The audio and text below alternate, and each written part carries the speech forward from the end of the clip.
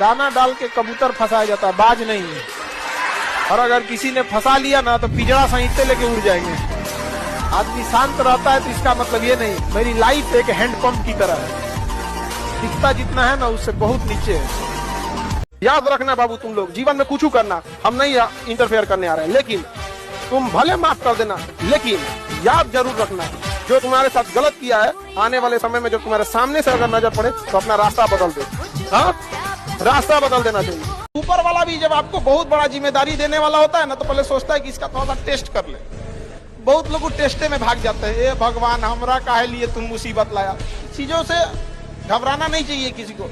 जिसके जिसके जीवन में कठिनाई आ रही है, आप समझिए कि आप एक सही रास्ते पे जा रहे हैं, क्योंकि वही रास्ता सफलता का है। और अगर आपके जीवन में कठिनाई नहीं आ रही है, आप गलत रास्ते पे हैं, क्योंकि सफलता का रास्ता बहुत कठिन होता है। जिस दिन आपको ही लगने लगा भाड़ में जाएगी दुनियादारी, हमरा से ना हो तो सब, उस दिन समझिएगा आपको अपने लक्ष्य से जाने से कोई नहीं रोकता। जीवन में ना हमने किताबों से बहुत कम ही सीखा है। जिंदगी में अगर ठोकरें जब सिखाएंगी सब लोग, वो लेसन को रिवीजन करने की जरूरत नहीं पड़ेगी। किताबों से तो सीखिएगा ना, बहुत कम जरूरत पड़ेगा उसका। ज्यादा दूसरे के मैटर में इंटरफेयर मत करना चाहिए। बड़े इंसान हमेशा चीजों को इग्नोर करके चलते हैं। लाइफ में सबको इंपॉर्टेंस दीजिएगा तो आपका कोई इंपॉर्टेंस नहीं रह जाएगा। समझा गया कि नहीं? लोगों को कभी इतना भी भाव मत दे दीजिएगा कि आपको रद्दी के भाव समझ जाए। जहाँ 2 कौड़ी के लोग अपनी बहसबाजी करते हैं, वहाँ समझदार इंसान चुप हो जाते हैं। हमारी हौसलों की उड़ान आप नहीं जान पाएंगे। हम वो परिंदे हैं जो पिंजरा भी उड़ा ले जाएंगे। जिसके पास एजुकेशन, टेक्नोलॉजी और पैसा, त्रिशूल देखें, त्रिशूल आज का त्रिशूल यही है। टेक्नोलॉजी, पैसा और एजुकेशन, वही सब कुछ है जिसके पास ये तीनों वही राज कर रहा है। अमेरिका, यही 3 चीज है। इजराइल, यही 3 चीज। पाकिस्तान, तीनों खत्म। एग्जाम में हम आपको बोलते हैं, याद रखिएगा मेरे वर्ड को, इसको एकदम कहीं लिख के रख लीजिएगा, कहीं ना कहीं लिख लीजिए जो बोलने जा रहे हैं। आपके क्वेश्चन सॉल्व करने की रफ्तार इतनी होनी चाहिए ना, इतनी भयानक रफ्तार होनी चाहिए ना, कि बगल में बैठा विद्यार्थी अपनी कलम रोक दे, सोच रहा मेरा तो रिजल्ट ही नहीं होगा, यही लेके चल जाए। इसी रफ्तार से आंसर आना चाहिए, धड़ाधड़। क्वेश्चन खुला, सबसे पहले जीके पे भागना है, ये धड़ इतना रफ्तार मारिए ना कि जो एग्जामिनर ड्यूटी कर रहा है वो पगला जाए। पहले से क्वेश्चन पता था। तो एक कहानी लिखना है जो आगे जाके सबको सुनाना है, और हर उस घर में 2 किलो अलग से मिठाई जाएगी जिस घर से आवाज आई थी कि इससे नहीं हो सकता है, अलग से एकदम। ले भैया, तेरे लिए स्पेशल है यहाँ पर। अगर आपको कामयाबी चाहिए तो आप याद रखिए, कुछ प्राप्त करने से पहले आपको कुछ त्यागना पड़ेगा। रॉकेट को भी बहुत ऊंचाई तक जाना होता है ना, तो अपने साथ लगे बूस्टर को छोड़ देता है।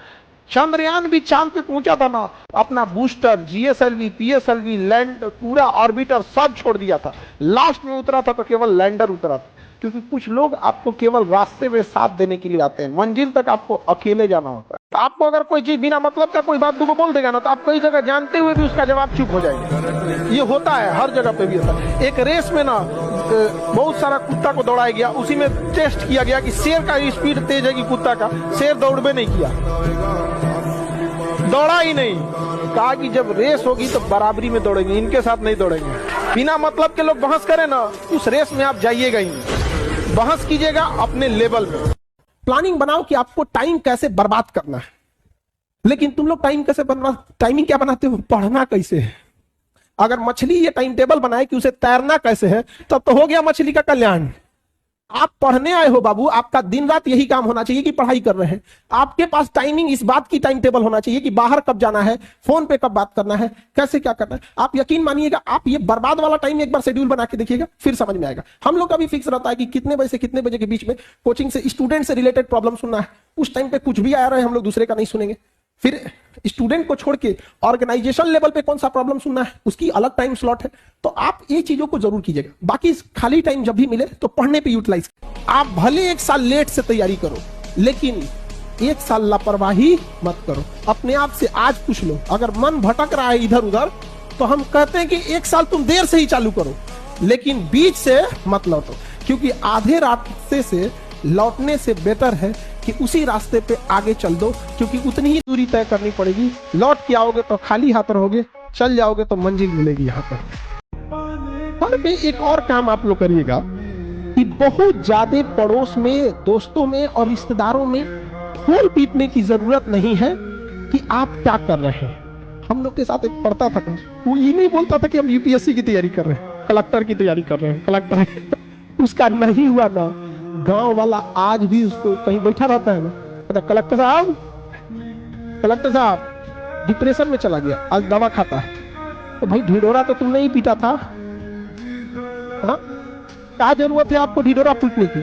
आप कलेक्टर की तैयारी कर रहे हैं, बन जाओगे तो पूरी दुनिया जानेगी कलेक्टर बन गए ना। हम ढोल पीट के बैठेंगे यहाँ, फिर माँ बाप के लोग ताने मारेंगे कि खाए को नहीं है, गरीबी है, तो ये है, लड़का को पढ़ाना जरूरी है। अभी आपके हाथ में है आपका करियर बनाना। 1-1.5 साल बाद ये समय निकल चुका रहे, कोई काम नहीं आने वाला है। सबसे ज्यादा तकलीफ देखिएगा जो यहाँ से सामान पैक करके वापस जाता है उसको होता है। उसको एक एक गली याद आता है कि यहाँ हम पढ़ रहे थे, यही गलती किए थे, यहाँ किए थे।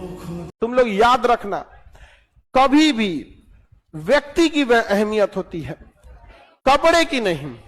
आज अगर, सुनो ध्यान से, आज अगर आप असली हीरा की अंगूठी पहनिएगा ना, लोग शक की नजर से देखेंगे कि नकली है। ये गारंटी बता रहे।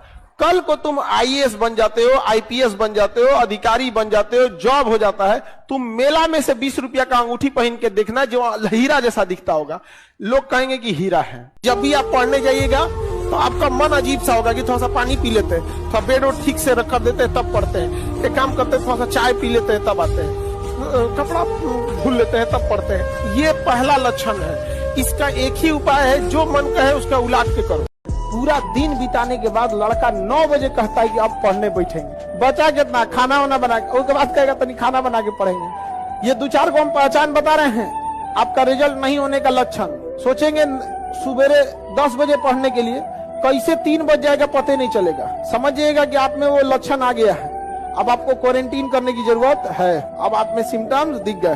शाम 4 बजे से पहले डाटा खत्म, 5 बजते दिमाग में अजीब होने लगता है, आज पूरा दिन खराब हो गया, क्या करें, कुछ किए नहीं, सिम्टम आ गया है। किसी के फोन का इंतजार है, सिम्टम आ गया है। जग जाते हैं, आंख खुल जाती है सुबह 6 बजे, अब बिस्तर से निकलते हैं 8 बजे, वही में टुकुर देखेगा, कब तकिया इन्ने मोड़ेगा, कब उन्ने मोड़ेगा। पढ़ने बैठते हैं, आधा घंटा बाद तकिया 3 बार मोड़ के किताब लगाते हैं, 4 बार मोड़ के देखते हैं, सिम्टम आ गया। ये लक्षण है कि नहीं आप में?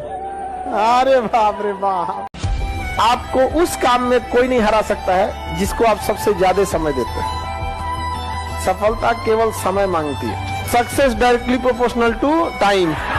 गैलुसाक का नियम नहीं है, हमारा नियम याद रखो। और हमेशा याद रखिएगा, अकल बादाम खाने से नहीं, ठोकर खाने से आती है। कितना ज्यादा आप ठोकर खाएंगे उतने ज्यादा अकल आने वाली है। दुनिया का कोई इंसान जो सफल है कह दे कि हमको ठोकर नहीं लगा है। तारीफ करने वालों की कमी हो जाए, जलने वालों की कमी नहीं होना चाहिए। हमेशा हारी हुई बाजी खेला चाहिए, क्योंकि हुनर ऐसा होना चाहिए कि हारी हुई बाजी पलट सके। जब जीत पक्की हो तो युद्ध कोई भी लड़ सकता है। असली वीर तो तब है जब हार पक्की हो फिर भी कर्ण की तरह युद्ध में उतर जाए। इंसानियत देख के रिश्ते चलाए जाते हैं, नस्ल देख के तो कुत्ता पाला जाता है।